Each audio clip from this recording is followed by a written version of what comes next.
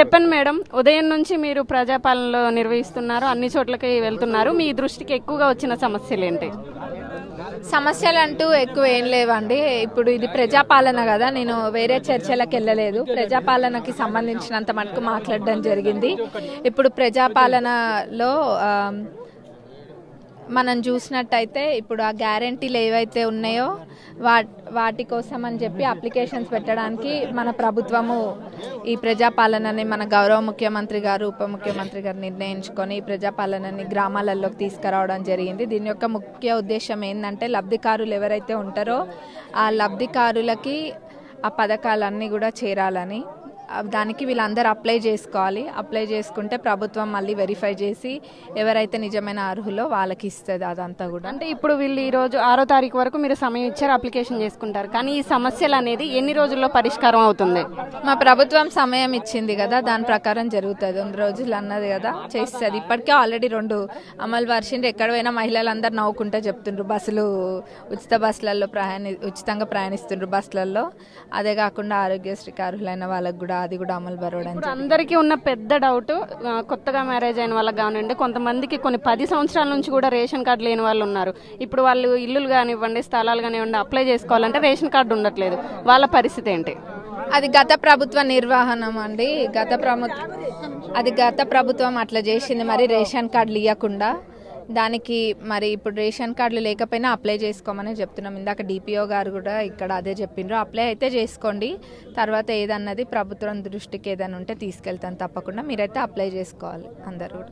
మీరు రాజకీయాల్లోకి అనుకోకుండా వచ్చారు, అటు ఫ్యామిలీ, చిన్న పాప, మీ హస్బెండ్, అలానే ఇటు రాజకీయంలో గెలిచి ప్రచారం నుంచి ఇప్పటి వరకు ఎలా అనిపిస్తుంది? అటు ఫ్యామిలీని రాజకీయాన్ని మేనేజ్ చేయగలుగుతున్నారా?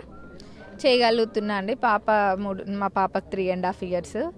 మరి మా పాపకు 3.5 years. మా హస్బెండ్ US సిటిజన్, అక్కడనే పుట్టి అక్కడనే పెరిగినరు. అయినా కానీ ఈరోజు నేను ఇక్కడ రావాల్సి వచ్చిందంటే పరిస్థితుల ప్రభావం.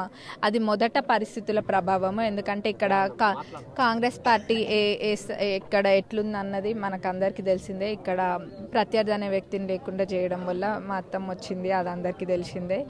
మళ్ళీ తను వెనక్కి పోతే ధైర్యం అందరిది సన్నగిలుతుంది అని చెప్పి నాకు అట్లాంటి పరిస్థితి, పాప ఇంకా మా ఆయన ఉన్నా కానీ నేను అన్ని కాంప్రమైజ్ అయ్యి ఇక్కడ రావాల్సి వచ్చింది. ఎందుకంటే ప్రజలకి మళ్ళీ నమ్మకం పోవద్దు, వాళ్ళకి మంచి జరగాలన్న ఉద్దేశంతో అవన్నీ కూడా పక్కకు పెట్టి. చాలా మంది మీ నియోజకవర్గంలో కానివ్వండి, మీ ఫ్యాన్ ఫాలోయింగ్స్ కూడా చాలా మందికి తెలియని విషయం, మీ హస్బెండ్ ఏం బిజినెస్ చేస్తుంటారు అని.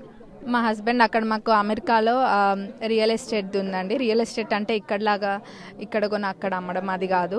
మా అత్తమ్మ మామయ్య వాళ్ళు, మా మామయ్యనేమో కార్డియాలజిస్ట్, అది అందరికీ తెలిసిన విషయమే.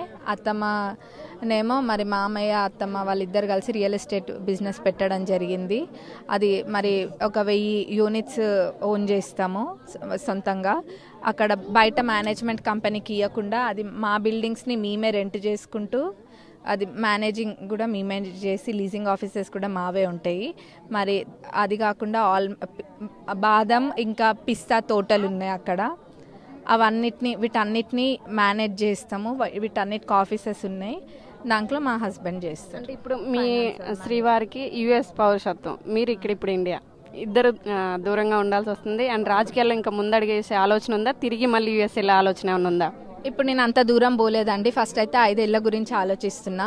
ఎందుకంటే 5 ఏళ్లలో ప్రజలకు నేను ఎంత చేయగలుగుతా అన్నది ఆలోచిస్తున్నా. వాళ్ళ నమ్మకాన్ని పెట్టి గెలిపించిండ్రు, అంత మటుకే ఆలోచిస్తున్నా. మా ఆయన ఇప్పుడు ఇక్కడనే ఉన్నారు. లాస్ట్ అండ్ ఫైనల్గా, అతి చిన్న వయసులో ఎమ్మెల్యేగా గెలిచి రాజకీయ అనుభవం లేదు, ప్రజాపాలన ఎలా నిర్వహిస్తారన్న మీ ప్రత్యర్థులు కానివ్వండి, ఇతర పార్టీ వాళ్ళకి ఏం సమాధానం చెప్దాం అనుకుంటున్నారు? వాళ్ళు ఇంతకు ముందు కూడా అంతే అన్నారండి, గెలవక ముందు కూడా అంతే అన్నారు.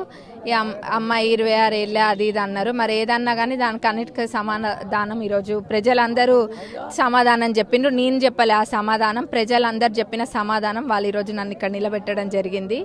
మరి అదే తీరుగా ప్రజాపాలన ఎట్లా చేస్తా అంటారా? ప్రజాపాలన కూడా చేస్తా, ఎందుకు చేయను?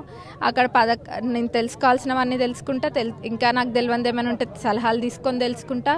ప్రజలకు ఏం చేయాలో అది చేయాలి నేను, అంతేగాని ఎవరు ఏదన్నా నేను పట్టించుకోవాల్సిన అవసరం నాకు లేదు. ఇంకొకటి, అధికారులకు కూడా నేను చెప్పదలుచుకుంది ఒక్కటే,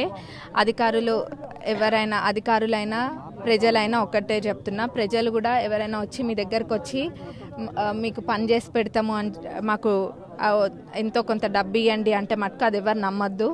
ఎందుకంటే ఇక్కడ ప్రభుత్వంకి మీకు మటుకే సంబంధము. మరి మీ పని ప్రభుత్వం చేస్తుంది, ఎవరు చెప్తే జరగదు. వాళ్ళు వచ్చి మభ్యపెడితే ఎవరు నమ్మకండి. ఎవరైనా ఏ అధికారులైనా లేకపోతే ఇంకెవరైనా కానీ అట్లాంటి ఇది చేసి మీ దగ్గర డబ్బులు ఆశిస్తే మటుకు అది నేరుగా నా దృష్టికి తీసుకురండి. అది మటుకు తప్పనిసరిగా నేను చర్యలు తీసుకుంటాం, అది ఊరుకునేదే లేదు. ఇది ప్రజల పాలన, కాంగ్రెస్ ప్రభుత్వం ప్రజాపాలన చేస్తుంది. మరిన్ని వీడియోస్ కోసం ఛానల్ ని సబ్స్క్రైబ్ చేయండి, లేటెస్ట్ అప్డేట్స్ కోసం వాట్సాప్ ఛానల్ ని ఫాలో చేయండి అండ్ లింక్ డిస్క్రిప్షన్ లో ఉంది.